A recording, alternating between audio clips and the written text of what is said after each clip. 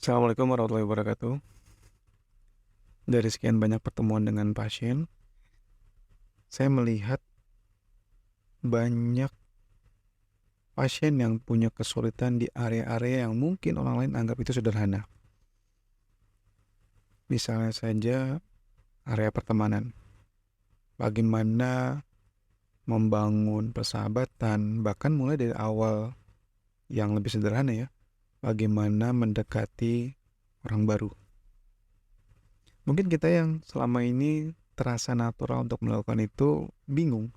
Kok bisa ya ada orang yang nggak bisa ngelakuin itu? Tapi faktanya memang ada. Dan nggak sedikit loh. Banyak orang yang sulit, yang tidak terbiasa untuk melakukannya. Atau contoh lain lagi, misalnya dalam mengambil keputusan, decision making. Beberapa orang dengan natural mungkin melakukan itu dengan mudah, tanpa perlu banyak pertimbangan. Tapi untuk orang lain bisa jadi itu stresor buat dia. Karena dia nggak tahu gimana bisa ngambil keputusan dengan tepat dan cepat. Atau mungkin beberapa orang mengalami kesulitan untuk bilang tidak, untuk menetapkan boundaries, menetapkan batasan. Sehingga ketika ada tawaran, ajakan, yang mungkin dia tahu persis dia akan kerepotan di situ, dia tidak mampu memenuhinya 100%, tapi dia nggak bisa nolak. Yang mungkin anak-anak zaman sekarang bilangnya people pleaser gitu. Tapi di sisi lain ada orang yang dengan mudah bisa bilang enggak, bisa bilang saya tidak mau. Bagi orang-orang yang tidak mengalami kesulitan di beberapa area yang tadi kita contohkan, mungkin dia akan bingung dan heran kok bisa ya ada orang nggak bisa gitu. Bahkan pada titik tertentu mungkin dia jadi sulit untuk berempati. Bisa jadi sudut pandang dia terhadap orang tersebut sangat penuh dengan penghakiman. Misalnya saja ketika ada orang yang terlihat sering menyendiri, terlihat nggak mau berteman, menjauh, mungkin kalau kita nggak paham ya, bisa jadi kita langsung ngejudge atau menghakimi dia dengan ansos gitu ya, kan bahasa zaman sekarang ya, ansos, atau introvert banget, atau nggak mau gabung banget misalnya. Atau mungkin penghakiman-penghakiman yang jauh lebih negatif dibanding itu. Kita sulit untuk melihat bahwa simply dia nggak tahu caranya berteman. Nggak tahu caranya memulai sesuatu, membangun sesuatu yang dalam hal ini persahabatan misalnya atau pertemanan. Tapi karena itu semua mudah bagi kita, susah buat kita berempati. Mungkin karena ini adalah elemen psikologis. Perilaku, habits, pikiran, perasaan itu kan lebih elemen-elemen dalam dunia psikologi ya. Yang memang biasanya tidak mudah untuk kita jangkau. Tidak mudah untuk kita pahami. Banyak makna di balik apa yang kita sekedar lihat gitu ya. Maksudnya kita lihat sesuatu itu sebenarnya bisa jadi maknanya berbeda. Ya simply kayak orang tadi ya, orang diem, orang menjauh, ya maknanya banyak sekali, artinya banyak sekali.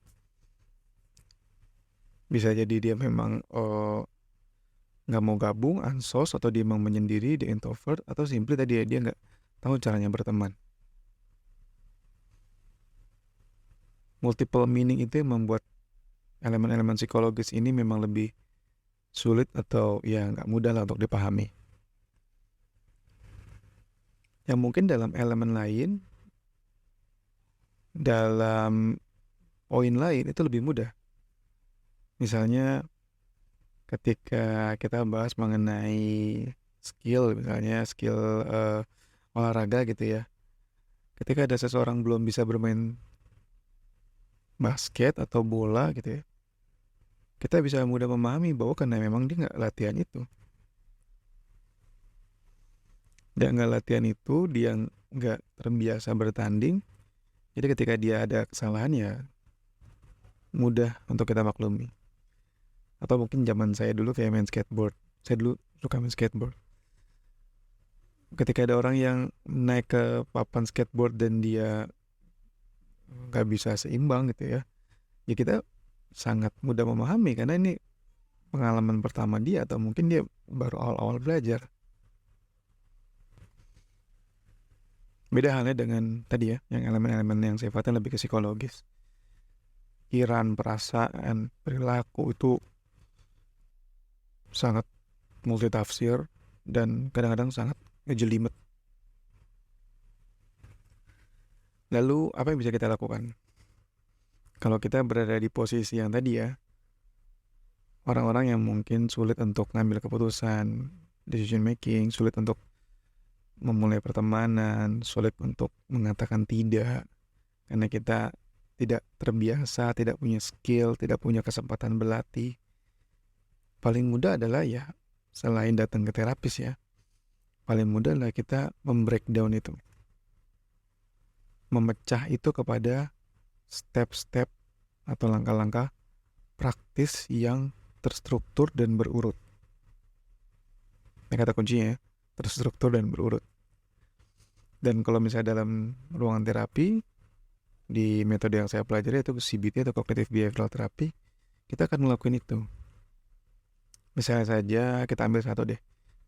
Ketika seseorang gak terbiasa decision making, ngambil keputusan.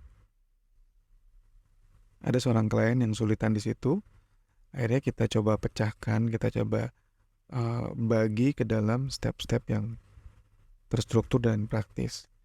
Mulai dari yang pertama adalah gathering information, mengumpulkan informasi. Untuk memudahkan ngambil keputusan, dia perlu dapat input banyak informasi dong. Kita breakdown lagi informasi apa yang perlu dia cari. Informasi mengenai urgensi misalnya. Seberapa urgent masalah ini, apa situasi terkini, sudah ada keputusan sebelumnya kah, dalam kejadian lain, sudah ada atau ada obstacle apa saja, ada hambatan apa saja yang sedang terjadi atau proyeksi ke depan akan muncul hambatan itu.